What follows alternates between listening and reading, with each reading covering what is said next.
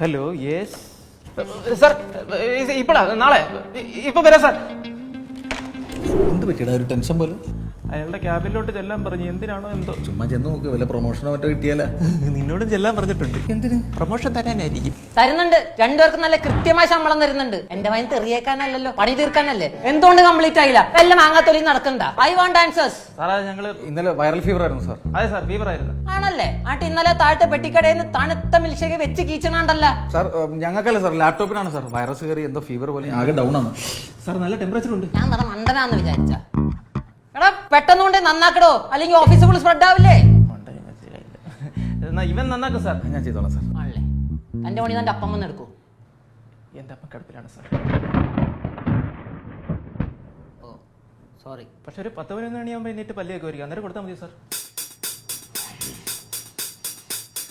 ഒരു മണവും ഗുണവുമില്ലാത്ത മണഗുണാഞ്ചന്മാരെ ഗുണം മാത്രം അറിയാം. ഗുണക്കന്മാര് ഇറങ്ങി പോടാ.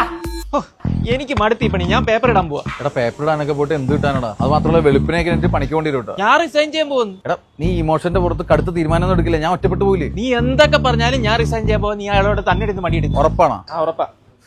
ഓ പുതിയ വാച്ചൊക്കെ എടുത്തല്ല, EMI ആയിരിക്കുമല്ലേ? EMI പിന്നെ നിന്റെ എഡ്യൂക്കേഷൻ ലോൺ അത് ബാങ്കുകാരെ എഴുതി തള്ളുമായിരിക്കുമല്ലേ? അറിയത്തില്ല.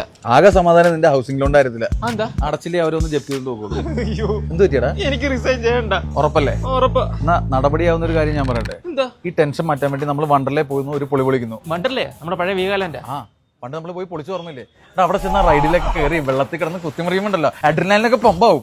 പോവല്ലേ? പോവാം. ടിക്കറ്റ് ആരും നീ പേടിക്കണ്ട, ഫുൾ ഫ്രീ എന്റെ വക. അതെന്താടാ ടിക്കറ്റ് കൊണ്ടുപോയ ലോറി മറിഞ്ഞ?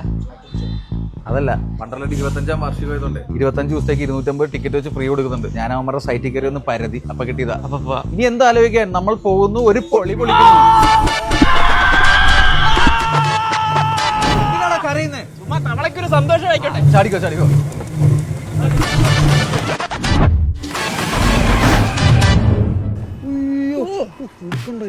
Hello hello. ഇത് ഏതീ കൊരങ്ങച്ചൻ ഇവിടെ കണ്ടല്ലോ? അടുത്ത് നിൽക്കുന്ന കൊരങ്ങനെ നോക്ക്. ഇയാളെന്താ ഇവിടെ നമ്മളെ കണ്ട് കണ്ട് കണ്ട് ഇങ്ങോട്ട് വരുന്നു. എടാ കള്ളം പറഞ്ഞ് ലീവ് എടുത്ത എന്റെ ഐഡിയ എന്ന് പറയലടാ. പോടാ. Sorry sir. സോറിയാ? എന്തിന്? അല്ല സാർ, വർക്ക് കംപ്ലീറ്റ് ചെയ്യാതെ ലീവ് എടുത്ത്. അയ്യോ ഒരു കീച്ചങ്ങട് തന്നാളുണ്ടല്ല. ഇതൊക്കെ തലയിൽ വെച്ചോണ്ടാണ് വണ്ടർലയിൽ വന്നത്. അതങ്ങടെ വീട്ട് ഞാൻ നോക്കിക്കോളാം. ശരിക്കും?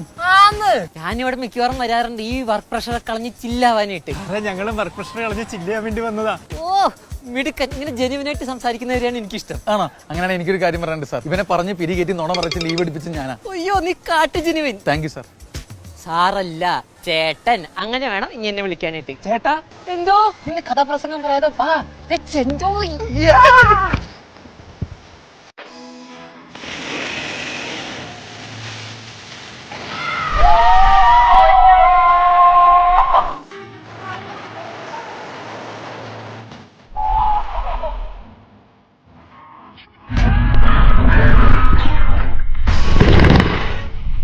നല്ലൊരു മനുഷ്യനല്ലേ? ഓ തങ്കക്കുടം. അദ്ദേഹത്തെ പറ്റി എന്തൊക്കെ മ്ലേച്ഛമായ വാക്കുകളാണ് നീ ഓഫീസിൽ നിന്ന് പറഞ്ഞത്? പറ്റിപ്പോയി. Don't judge the cover by the book എന്നാണല്ലോ പ്രമാണം. ഞാനത് ഓർത്തില്ല. Hello hello. യെസ്. ഡ്രസ്സൊക്കെ പറയാൻ അങ്ങോട്ട് പോണ്. ചേട്ടൻ നൈറ്റ് കാർണിവലൊക്കെ ഉണ്ട്. ചേട്ടനാ? ആറാ നിന്റെ ചേട്ടൻ? അക്കങ്ങ് മണ്ടലയുടെ അകത്ത്. Call me sir. നാളെ ഓഫീസിലേക്ക് വാടാ, ഒന്നേം തെറി തുടങ്ങാം. നോണാച്ചിയും പറഞ്ഞ് ലീവ് എടുത്ത് വന്നേക്കാ കുന്തൊളിക്കാനായിട്ട്. ഒരു 4-5 തെറി പഠിക്കണം. എനിക്ക് ബോറടിച്ച് നിങ്ങൾ വിളിച്ചു വിളിച്ച്. ഇയാളെന്താടാ അന്യനും? നമ്മൾ അമ്പി നാളത്തെ കാര്യം അറിയിച്ചൊരു ടെൻഷൻ ആവുന്ന. നീ ടെൻഷൻ അടിക്കട്ടാ. ടെൻഷനൊക്കെ നമുക്ക് കാര്യം തീർക്കാം. ഏത് കാറിൽ?